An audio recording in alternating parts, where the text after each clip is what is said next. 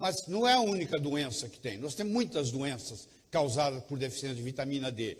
Uma delas é a beriberi, que é por deficiência de B1. A outra é a pelágia, que inclusive é letal, em muitos casos, pela deficiência da B3. Nós temos o escorbuto, que eu acabei de falar, que é da vitamina C. E nós temos o raquitismo, que é a deficiência da vitamina D quando criança. E o que nos interessa hoje aqui, entre outras coisas, é a anemia perniciosa. A palavra perniciosa significa maligna, porque a maioria dos pacientes que têm anemia perniciosa, se não tratados a tempo, morrem. Por isso que ela era chamada de anemia perniciosa. Que hoje nós sabemos que é por uma deficiência da vitamina B12. Mas a vitamina B12, a deficiência da B12 é hoje uma epidemia invisível.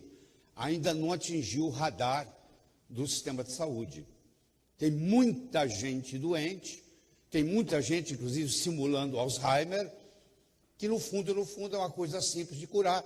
Não o Alzheimer, mas a deficiência da vitamina B12 uma vez diagnosticada. É fácil de diagnosticar, é fácil de tratar e é fácil de curar. Então, é uma daquelas coisas que no momento que você descobre, faz toda a diferença na sua prática médica. Tá?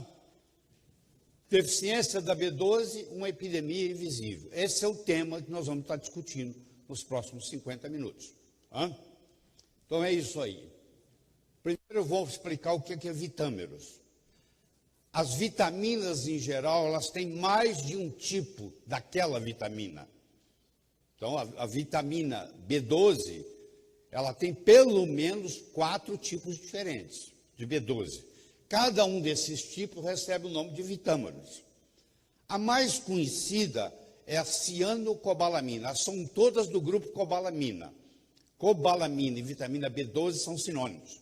Só que nós temos pelo menos 4 tipos de cobalamina. Nós temos a cianocobalamina, que é a que você compra geralmente ali na farmácia da esquina.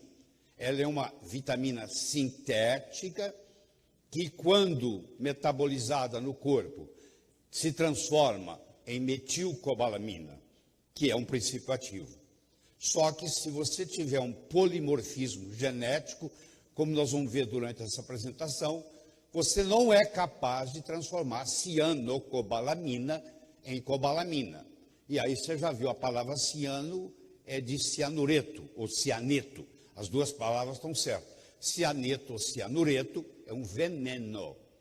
Então, muitas pessoas podem acabar envenenadas com o processo. Por isso que, de saída, eu recomendo, não faça uso de cianocobalamina. Eu sei que é mais barato. Eu sei que você encontra em qualquer farmácia. Mas você nunca sabe se você vai poder transformar a cianocobalamina em metilcobalamina ou não. A outra que você vai conhecer, que inclusive tem injetável, é a hidroxicobalamina, que também não é a vitamina final. Ela tem que virar ou metilcobalamina ou adenosilcobalamina para funcionar.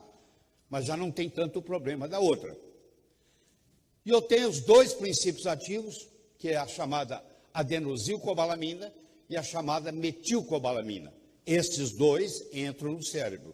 São os únicos 2 vitâmeros que entram no cérebro. Então, se eu estou com um problema de memória, se eu estou com uma doença que está simulando Alzheimer, se eu estou com um declínio cognitivo, estou envelhecendo, ficando gagá, e o médico descobre que a causa é deficiência de vitamina B12, porque isso é o diagnóstico diferencial com o Alzheimer, eu não posso receitar nem cianocobalamina, nem hidróxido, porque essas duas não entram no cérebro. Elas têm que ser transformadas. Então, eu já vou dar direto ou a adenosilcobalamina, que não tem no mercado aqui, mas tem a metilcobalamina, que é a melhor de todas, que nós temos disponível no mercado. Então, é uma questão de conhecer os vitâmeros para saber para que você está usando. A hidroxicobalamina, por exemplo, você pode tratar a intoxicação com cianeto ou cianureto. A Boate Kiss, lá em Santa Maria, aquelas pessoas que morreram da intoxicação por cianeto.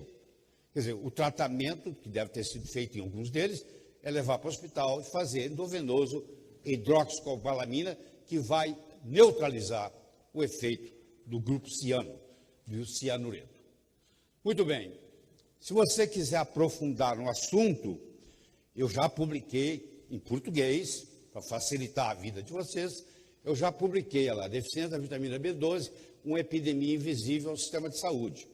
Isso tem 5 páginas, 4 páginas, 21 referências bibliográficas, e tudo que eu vou discutir aqui, se você for lá olhar, você vai encontrar isso no meu site, www.lairibeiro.com.br. Lá estão os artigos que eu publico em português. Deve ter lá uns 13 ou 14 artigos meus publicados em português. Você vai ver lá o descrito direitinho, você pode estudar e aprofundar no processo, certo? Desconhecimento dos efeitos deletérios da vitamina B12 pode prejudicar substancialmente a vida do paciente. É fácil de diagnosticar, é fácil de tratar, é fácil de curar, mas é uma epidemia invisível. O médico, em geral, não é treinado a detectar a deficiência da vitamina B12. Sorte nossa é que a vitamina B12, apesar de ser uma vitamina hidrossolúvel, é a única vitamina hidrossolúvel que pode ser armazenada. Ou seja, se eu estou recebendo na minha alimentação vitamina B12, estou armazenando-a, eu posso parar de digerir B12 e eu levo 3, 4, 5 anos para manifestar a doença. Quer dizer, eu tenho uma reserva. Isso é muito interessante. Tem vitaminas que não têm reserva. Tem vitaminas que têm reserva. Então, essa aqui, por sorte nossa, tem reserva. É igual a vitamina D, tem reserva. Só depois de alguns anos, se você não está produzindo vitamina D, é que você tem as manifestações. Muito bem. A deficiência de B12 pode estar presente em torno de 25% da população dos Estados Unidos, dependendo do critério usado para o diagnóstico, que é substancial isso. Você tem uma ideia, menos de 10% dos americanos são diabéticos. E é um problema sério. 25% dos americanos têm deficiência de vitamina. Isso que você em geral, incluindo crianças e tudo. Quando você vai para pessoas mais idosas, você vai ver que essa taxa aumenta, porque, como vocês vão ver aqui, a absorção e o metabolismo da vitamina B12 é bastante complexo, bastante complexo. A epidemia invisível da deficiência de B12, com todas as suas drásticas consequências clínicas, porque, infelizmente, um dos problemas que nós vamos ter com a deficiência de B12 é a lesão do sistema nervoso central e periférico. E muitas vezes, na maioria das vezes, se o diagnóstico for tardio, essas lesões, infelizmente, são irreversíveis. Então, você tem que estar sempre pensando. Vou dar um exemplo. Você está achando que o paciente tem esclerose múltipla. Antes de você fechar o diagnóstico de esclerose múltipla, você tem que avaliar a B12. Porque a deficiência de B12 mimetiza muito a sintomatologia de esclerose múltipla. Ou seja, tem gente no mundo sendo tratado por esclerose múltipla e não tem nada mais, nada menos que uma deficiência de B12. Então é muito importante você ter isso em mente. Certo? B12 é necessária para manter a membrana celular, manter íntegra. Tudo que depender de receptor de membrana será comprometido pela deficiência de B12. Os hormônios, em geral, com exceção dos esteroides, os receptores estão na membrana. Se a membrana é instável, os hormônios não funcionam bem. Quer dizer, uma deficiência de B12 vai levar a uma instabilidade de receptor na membrana, porque vai levar a uma instabilidade na membrana, e, consequentemente, mesmo que você tenha os hormônios presentes, esses hormônios não serão funcionais, porque eles não têm receptores para atuar. B12 é necessário para manter, relacionando com deficiência de B12, hipotiroidismo, diabetes, vitiligo, doença de Crohn, colite ulcerativa, etc. Eu vou colocar uma lista aqui de 30 patologias diferentes. Então, nós estamos falando de uma coisa muito séria, muito simples, muito barato de resolver. Mas tem que haver o conhecimento de que isso existe. Então, os estágios da deficiência. Primeiro, há um baixo nível de B12. Se você olhar nas referências laboratoriais, eles vão dizer para você que a B12 sanguínea vai de 210 a 980. Só que os estudos mais sofisticados mostram que se você tiver níveis de B12 no sangue abaixo de 550 picogramas por ml, você já tem deficiência séria de B12 a nível do sistema nervoso. Então, o número que eu estou recomendando, já que B12 não é tóxica, não existe, vou falar duas vezes para guardar bem, não existe nenhuma toxicidade no que diz respeito à ingestão de B12. Até hoje não se descobriu qual é a dose tóxica. Por mais que tenha um dado, não existe toxicidade. Isso é muito bom de ouvir. Então, o que é que tem? Você vai medir os níveis sanguíneos. Eles devem estar, de preferência, acima de 550 picogramas por ml. Só que tem um detalhe. Eu posso ter níveis normais de vitamina B12 no sangue, só que ela não entrou na célula. Existe esse outro problema. Só que ela não entrou na célula. Então, eu vou precisar de fazer algo mais para fechar o diagnóstico. Mesmo que eu tenha níveis normais de B12, eu vou ter que... vai causar disfunção celular, o ácido metilmalônico na urina e a homocisteína no sangue. Se eu encontro uma homocisteína elevada no sangue ou um ácido metilmalônico elevado na urina, eu praticamente fecho o diagnóstico. Mesmo que os níveis sanguíneos estejam normais. Se o metilmalônico estiver aumentado na urina, vocês vão entender por que o metilmalônico é aumentado na urina, eu fecho o diagnóstico de deficiência de B12. A pessoa tem a B12, só que ela não está entrando na célula. E vai causar lesões mais tarde de sistema nervoso central, sistema periférico, e vai causar uma chamada anemia megaloblástica. Uma anemia onde as células vermelhas, os eritrócitos, estão com tamanho aumentado e mostrando imaturidade. Porque quando eles são imaturos, eles são maiores. À medida que eles vão amadurecendo, eles vão diminuindo o tamanho. Então, as pessoas que têm deficiência de B12, elas podem ter, só que isso é uma fase final. Quando eu descubro a anemia megaloblástica, as lesões já aconteceram. Então, eu não posso ficar esperando aparecer um caso de anemia megaloblástica para fechar o diagnóstico de deficiência de B12. Lesões irreversíveis do sistema nervoso, psicose, manias, alucinações, autismo, muitos pacientes com autismo têm deficiência de B12, incontinências urinária e fecal, o paciente relata para você que está com incontinência fecal ou incontinência urinária, cegueira e, como eu disse, tem que ser feito o diagnóstico diferencial, entre outras patologias, com os casos de esclerose múltipla. Então, funções da vitamina B12 no corpo. Ela faz a síntese do DNA, pela ativação do folato. A B12 ajuda o metileno tetraído folato redutase a transformar o folato em metilfolato. O metilfolato vai fazer a síntese do DNA. Só indiretamente a B12 é responsável pela síntese do DNA, porque ela é um cofator da enzima metileno tetraído folato redutase. Então, essa é a primeira coisa. Segundo, síntese dos eritrócitos, da eritropoese. Então, anemia.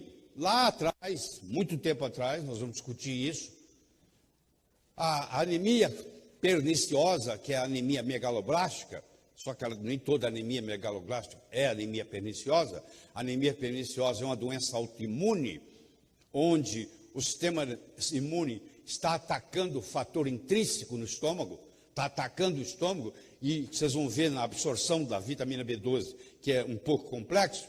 A vitamina B12, para ser absorvida no ilho, ela tem que estar ligada ao fator intrínseco. Ela é chamada de fator extrínseco. O estômago produz pelas células parietais tanto o ácido clorídrico quanto o fator intrínseco. O fator intrínseco se junta com a vitamina e no íleo, a última porção do intestino delgado, ela é absorvida. Aí ela passa para uma proteína chamada transcobalamina e vai ser distribuída. Então, a absorção dela é muito complexa. E muitas vezes o paciente até ingere a vitamina B12 na sua alimentação, mas ele tem deficiência por causa dessa complexidade. Por exemplo, se ele está usando um inibidor de bomba de próton, se ele está usando um omeprazol da vida cronicamente, ele tem deficiência de B12. Todo paciente que cronicamente estiver usando um inibidor de bomba de próton, que se você for lá na bula, lá está dizendo que você não pode dar por mais do que 4 semanas. É um medicamento que foi lançado no mercado para coisas agudas, só que o pessoal esquece disso, e tem gente tomando omeprazol há 4, 5 anos. Esses indivíduos estão com deficiência grave de B12, que já estão tendo consequências cerebrais disso. Terceiro, o folato, para virar metilfolato, como eu mencionei, precisa da B12. A produção energética, o carboidrato, para ser metabolizado e virar ATP, vai precisar da presença da B12. O sistema endócrino, como ela é um estabilizador de membrana e é estabilizador dos receptores, pelo menos aqueles hormônios que têm os receptores na membrana, que não é o caso dos esteroides.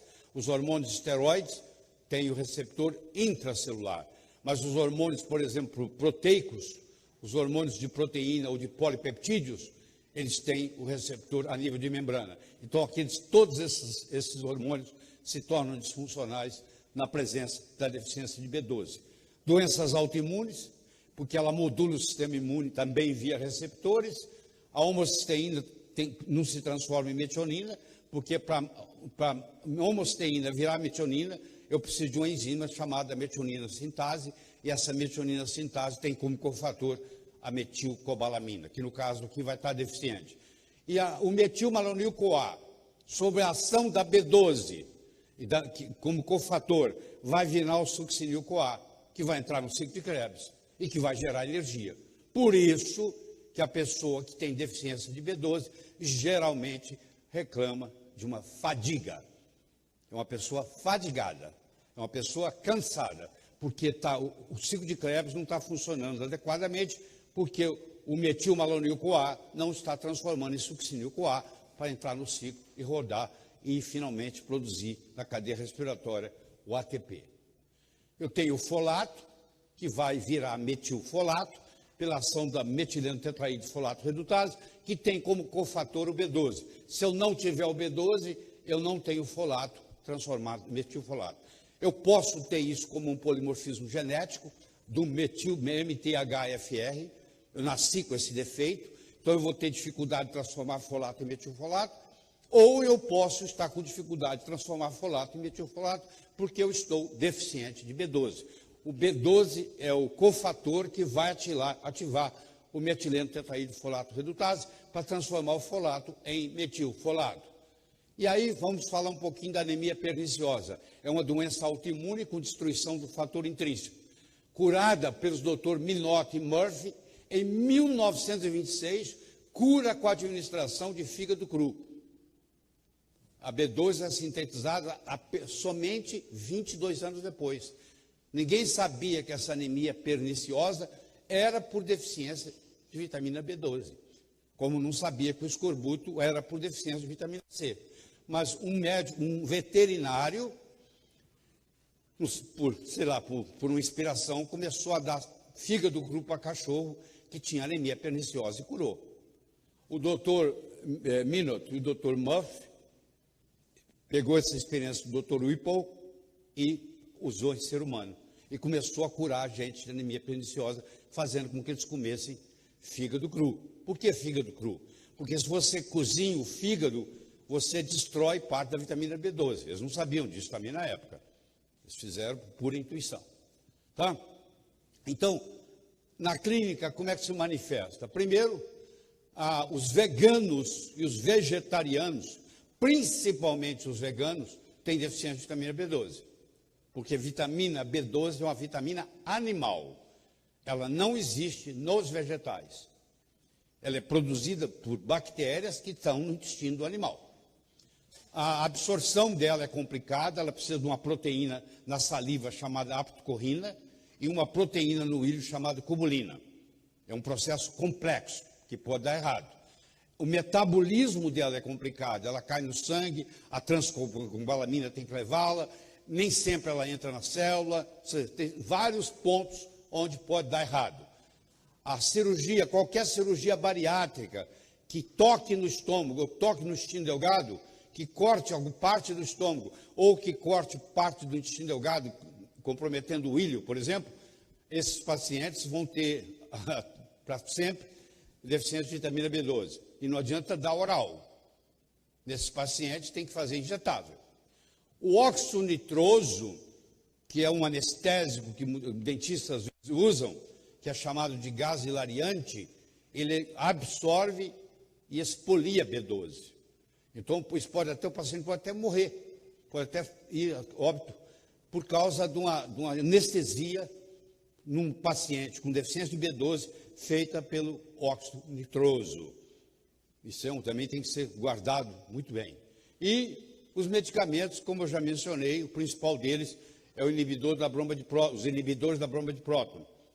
Também não deixa a B12 ser absorvida. Aqui estão alguns casos de deficiência.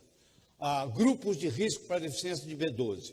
Vegetarianos, principalmente veganos, filhos de mães veganas, nascem com deficiência de B12, desnutrição, pessoas que não se alimentam bem, distúrbios alimentares, tá? Pessoas que têm bulimia, etc. Então, tem distúrbios alimentares, gastrite, fenômenos de acloridria, eu preciso do ácido clorídrico por fator intrínseco estar ativado, medicamentos, por exemplo, inibidores de bomba de próton e metformina. Metformina é um excelente medicamento, na realidade é um derivado fitoterápico, mas um dos problemas que você tem com o uso de metformina a longo prazo é a deficiência de B12.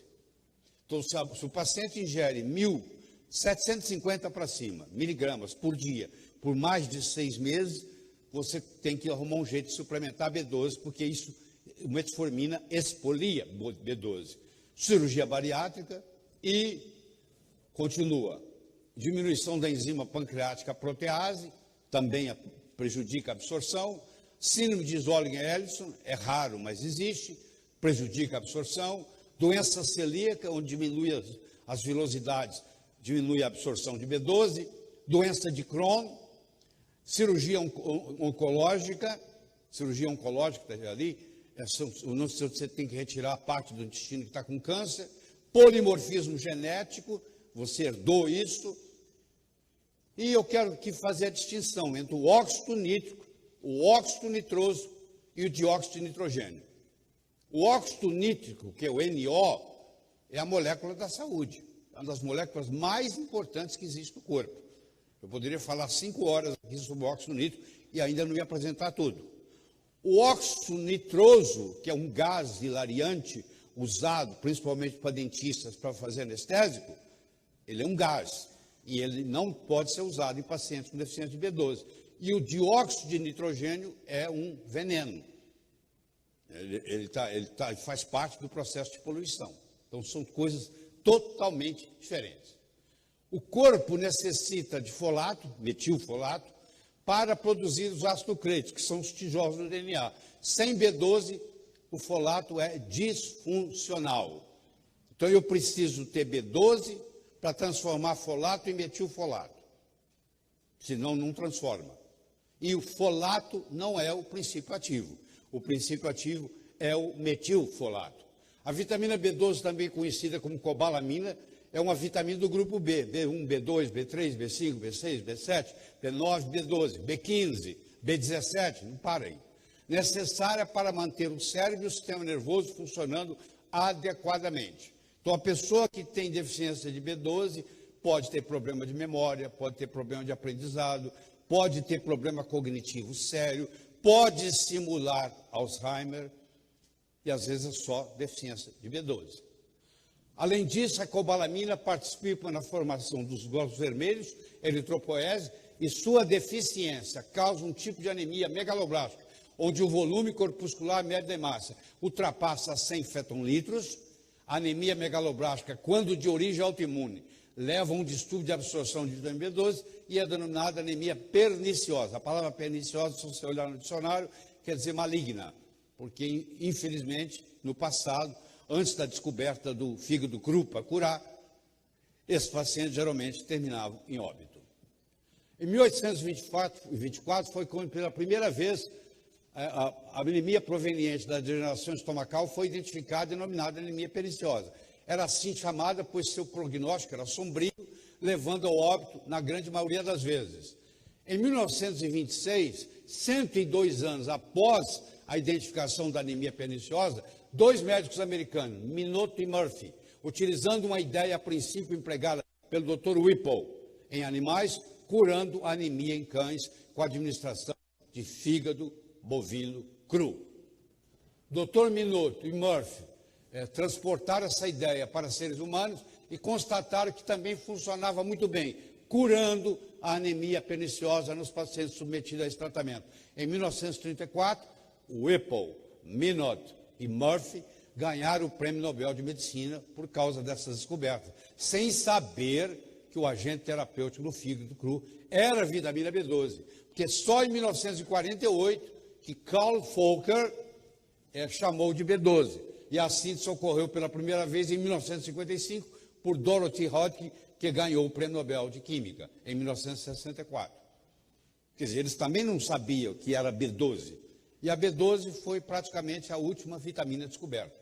Se você chamar PQQ de vitamina, a última descoberta foi o piroroguinolina quinona. Mas nem todo mundo chama PQQ de vitamina, tem um debate. Se você achar que o PQQ não pode ser classificado como uma vitamina, então a última vitamina a ser descoberta, em 1948, por Carl Volcker, foi a vitamina B12. Um estudo feito pela Tufts University em Boston, avaliando participantes e seus descendentes do estudo Framingham, encontrou em torno de 40% dos participantes com idade de 26 a 83 anos com níveis baixos de B12. Então, você que está aí me assistindo, a sua chance de ter deficiência de B12 é quase 50%. Tá? Outro estudo mostrou que 40% dos pacientes idosos com mais de 60 anos hospitalizados tinham níveis baixos de B12. Então, é muito mais comum do que você pode imaginar. 80% dos veganos que não suplementam com B12 e mais de 50% dos vegetarianos nesse regime há muito tempo mostram evidência de deficiência de vitamina B12. Você imagina, a mãe é vegana, a criança nasce com deficiência de B12. E é difícil alguém descobrir que é isso, porque o médico em geral não está ligado na vitamina B12. O Dr. Roberto Clark mostrou que 46%, 76 de 164 dos pacientes com Alzheimer, por ele estudado, tinham dados sugestivos de deficiência de B12, baixos níveis de B12 e aumento dos níveis de homocisteína. Então, todo paciente, para fechar o diagnóstico de esclerose múltipla, para fechar o diagnóstico de Alzheimer, você tem que medir a vitamina B12 no sangue e o ácido metilmalônico na urina. Porque pode ser que esteja concomitância, pode ser que alguém tenha Alzheimer e deficiência de B12. Se ele tem Alzheimer e deficiência de B12, na hora que você fazer a suplementação com B12, o quadro clínico vai melhorar. É muito bem documentado que pacientes com deficiência de B12 não tratados têm um alto risco para osteoporose.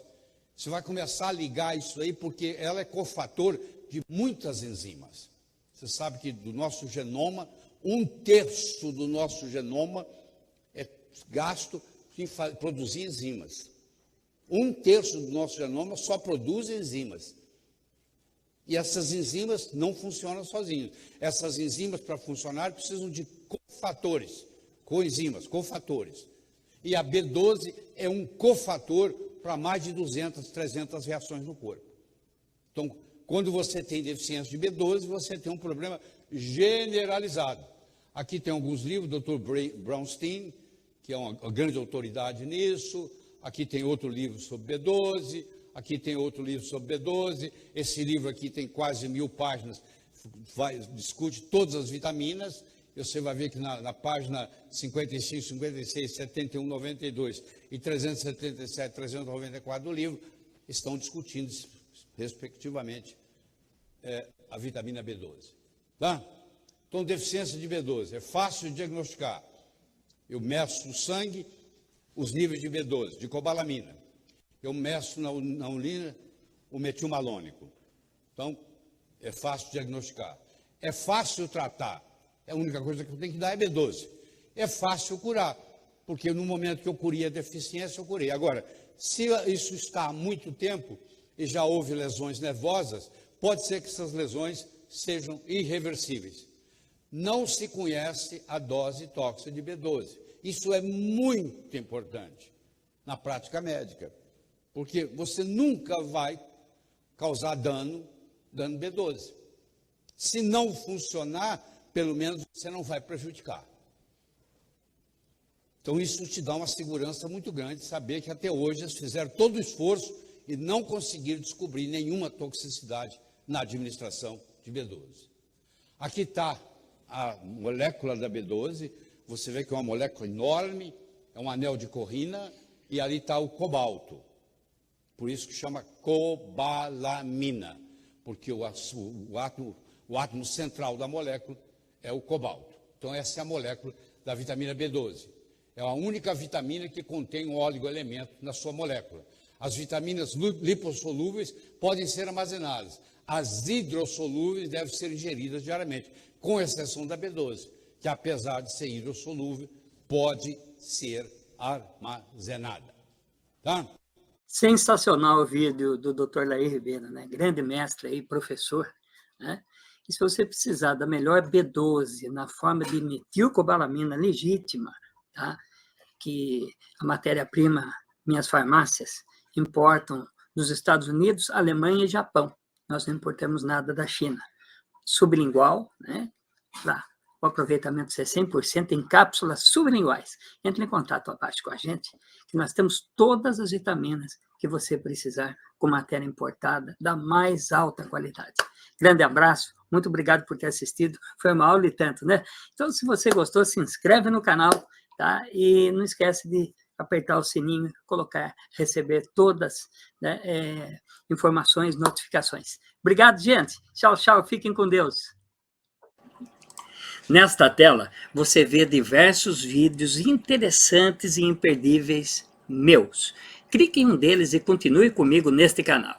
Aproveite também e inscreva-se nesse canal clicando em cima da minha imagem. Tchau, tchau, gente. Deus abençoe você e sua linda família.